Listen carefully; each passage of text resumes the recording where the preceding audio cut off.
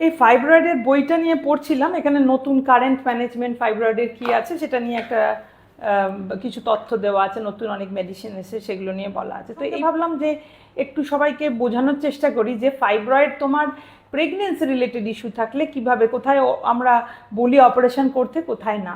দেখো, ফাইব্রয়েড একটা benign tumour যেটা ইউটেরাসের মাসেলের মধ্যে হয়। যেমন এইখানে এই মডেলটা একটা ছোট্ট মাসের দেখিয়েছে, যে মাসেলের মধ্যে এই ইউটেরাসের মাসেলে এই যে ছোট্ট সাদা জিনিসটা, এটা একটা ফাইব্রয়েড বোঝাচ্ছে। তো এবার ফাইব্রয়েড কোথায় থাকলে আমরা বলবো অপারেশন করতে, কোথায় না। ফাইব্রয়েড বেনাইন টিউমার, ছোট টিউমার, সবসময় এটা অপারেশন লাগে না। অনেকের এথনিসিটিতেই, যেমন অনেকের, যেমন আমাদের এশিয়ান এবং আফ্রিকানদের ফাইব্রয়েডের চান্স বেশি থাকে দেন ককেশিয়ানস। তো এজন্য আমরা সবাইকে বলি না অপারেশন করতে।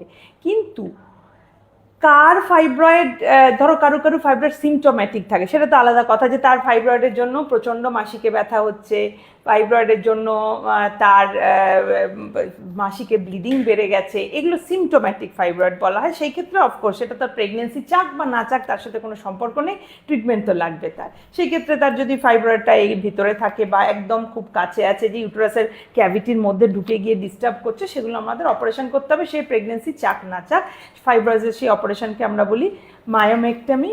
আর তার সাথে কারোর যদি ফ্যামিলি কমপ্লিট হয়, সে সবটা বাদ দিতে চায়, তাহলে হয়ে যায় হিস্টেরেক্টমি।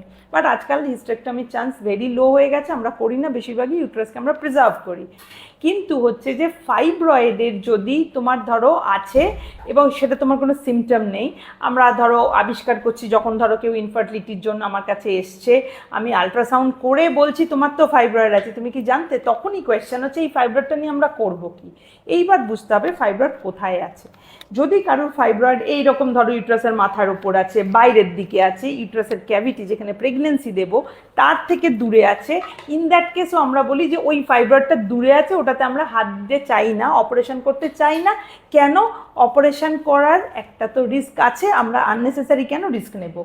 কিন্তু মুশকিল হয় যদি ফাইব্রয়েডটা ইউটেরাসের ক্যাভিটির মধ্যে ঝোলে, যেমন একটা পলিপ হয়ে ঝুলতে পারে, বা ক্যাভিটির মধ্যে এমনভাবে আছে যে ক্যাভিটিটাকে ডিস্টর্ট করে দিচ্ছে তার শেপটা, তো তখনও কিন্তু সেটা ইন্ডিকেটেড যে আমরা ওটাকে যদি রিমুভ না করতে পারি তাহলে তোমার প্রেগনেন্ট করতে পারবো না।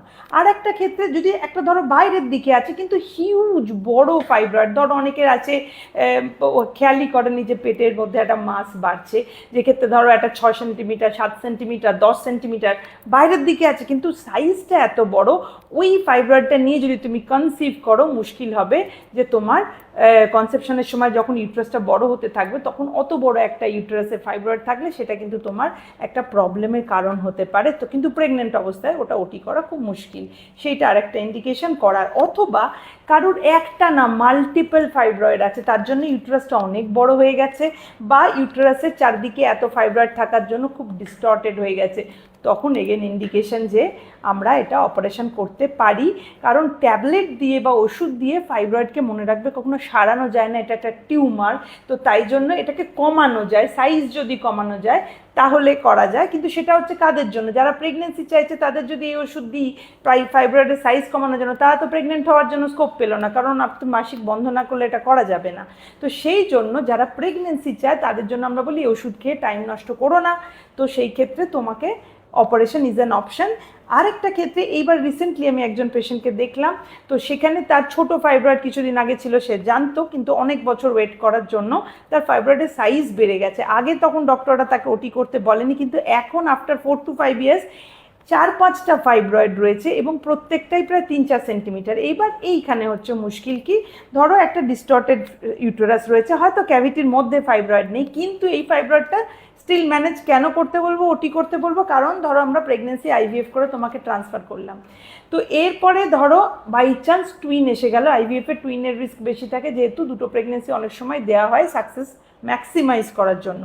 তো তখন হচ্ছে মুশকিল যে ইউটেরাসটা অনেক বড় ছিল, তার মধ্যে আবার টুইন এসে আরও বড় হলো ইউটেরাসটা, তো সেই মুহূর্তে এই ইউটেরাস তোমায় বিপদে ফেলতে পারে, ব্যথার কারণ হয়, ব্লিডিং হতে পারে, প্লাসেন্টা যে ফুলটা ঠিকমতো আটকালো না তার থেকে সমস্যা। কিন্তু সেই মুহূর্তে প্রেগনেন্ট অবস্থায় অনেক কিছুই করা যায় না, এই ওটিগুলো যেগুলো বলছি এগুলো করা যায় না।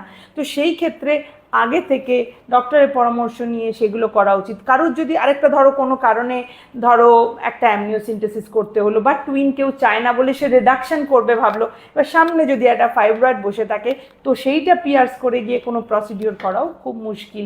তো এই জন্য এইগুলো ভেবে কোথায় আছে, কত বড়, কতগুলো, এইগুলো ভেবে আমাদের এটাতে ডিসিশন নিতে হয়।